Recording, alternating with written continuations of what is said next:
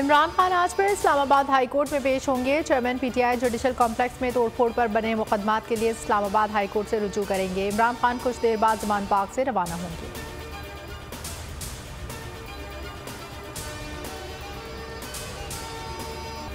Judicial complex में हंगामा। इमरान खान समेत पीटीआई के 17 रहनुमा तलब। सीटीडी इस्लामाबाद ने मुराद सईद, आमिर कियानी, अमजद न्याजी, राजा खुरम नवाज, अली अमीन गंडापुर को शामिल तफ्तीश होने का कहा। शिबली फराज, असद उमर, डॉक्टर शहजाद वसीम, फरूख हबीब, हमाद असर, असद कैसर, हसान न्याजी और उमर अयूब का नाम भी शामिल।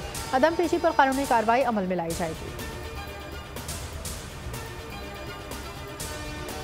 पीटीआई रहनुमाओं और कारकुनान की गिरफ्तारियां। अरशद सिद्दीकी की गुमशुदगी तशवीशनाक है। पीटीआई कराची के तर्जुमान ने बताया, अरशद सिद्दीकी सुबह 8 बजे घर से काम पर जाने के लिए निकले थे। पेशावर से रूरल इंसाफ यूथ विंग के सदर असद खान आसिफ सईद गिरफ्तार। मानसरा से अकरम खटाना के भाई को पुलिस साथ ले गई। कराची के जमशेद क्वार्टर थाने में हसान न्याजी के खिलाफ मुकदमा दर्ज, गद्दारी की दफात शामिल। हसान न्याजी ने कहा, जमानत के बाद दोबारा गिरफ्तारी समझ से बालतर है। पार्लियामेंट का मुश्तरका इजलास आज होगा। पीटीआई सेनेटर्स का भरपूर शिरकत का फैसला। पार्लियामानी इजलास आज 2 बजे तलब। शहजाद वसीम सदारत करेंगे। शिरकत से मुतालिक हिकमत अमली मुरतब की जाएगी।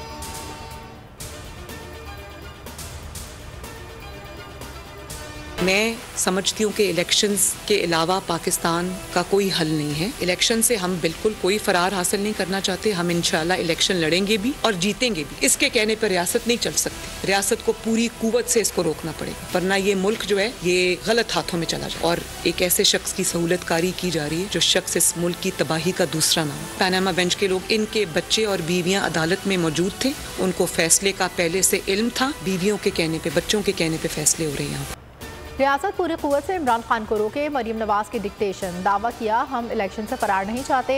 इलेक्शन में जाएंगे और जीतेंगे, लेकिन इससे पहले लेवल प्लेइंग फील्ड मिलना चाहिए। मरीम की पूरी तकरीर कप्तान पर मरकूज रही।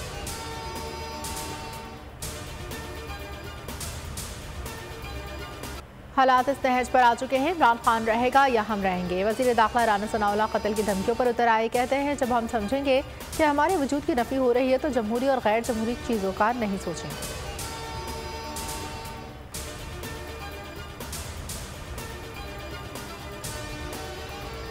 क्या बदमाश है? राना सनाउल्लाह सियासत कर रहे हैं या गैंग चला रहे हैं? फवाद चौधरी का रद्द अमल। अली मोहम्मद खान ने कहा, राना सनाउल्लाह सियासत को दुश्मनी पर लेकर जा रहे हैं। नून लीग और पीपल्स पार्टी की क़यादत को नोटिस लेना चाहिए।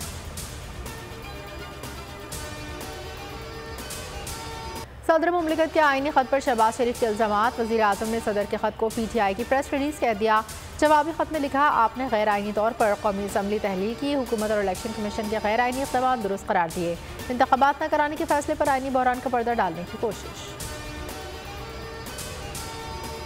आज सदर ममलिकत ने जो ख़त लिखा आपने देखा होगा, उसका जवाब आया है शहबाज शरीफ की तरफ से। आप उसके जवाब से अंदाज़ा लगा लीजिए कि शहबाज शरीफ किस कदर बोधे और किस कदर छोटे आदमी हैं। सदर ममलिकत ने अपने ख़त में जो सवालात उठाए उनमें से एक का जवाब भी नहीं दिया गया।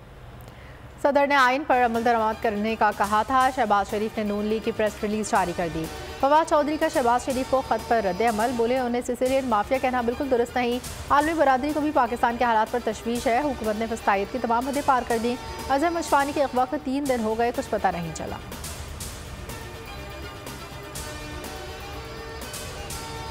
बोल न्यूज़ ने मकबूलियत का आलमी रिकॉर्ड तोड़ दिया। पीटीआई जलसे की कवरेज सोशल मीडिया पर करोड़ों अफराद ने देखी। बोल की नशरियात यूट्यूब पर सरफहरिस्त। अब तक 2.5 मिलियन अफराद ने ट्रांसमिशन को देखा। शहबाज गिल ने तस्दीक की। बोल को 3,60,000 अफराद ने लाइव देखा। उस्मान बसरा ने भी ट्वीट में बोला और कहा कि बोल न्यूज़ को खिराज तहसीन।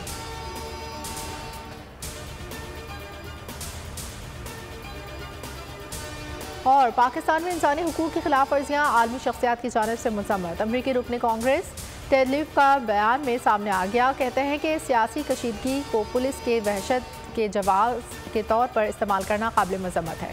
फरीक़ैन अदम तशद्दुद के उसूल और जमहूरी ज़ाब्तों की पासदारी करें।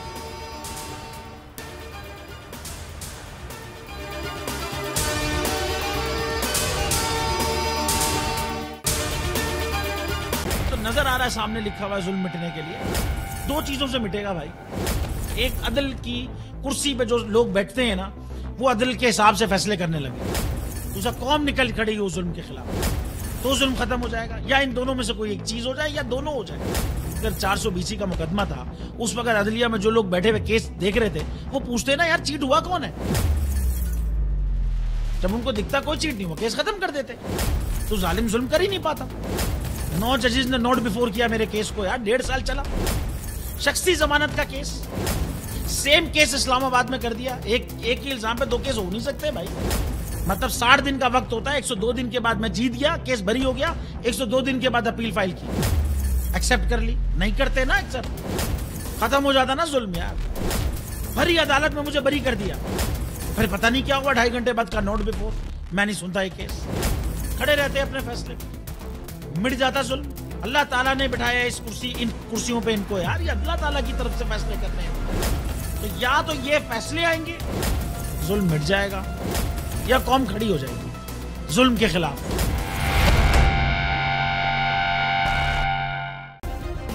सब्सक्राइब करें और बेल दबाएं ताकि कोई खबर रह न जाए।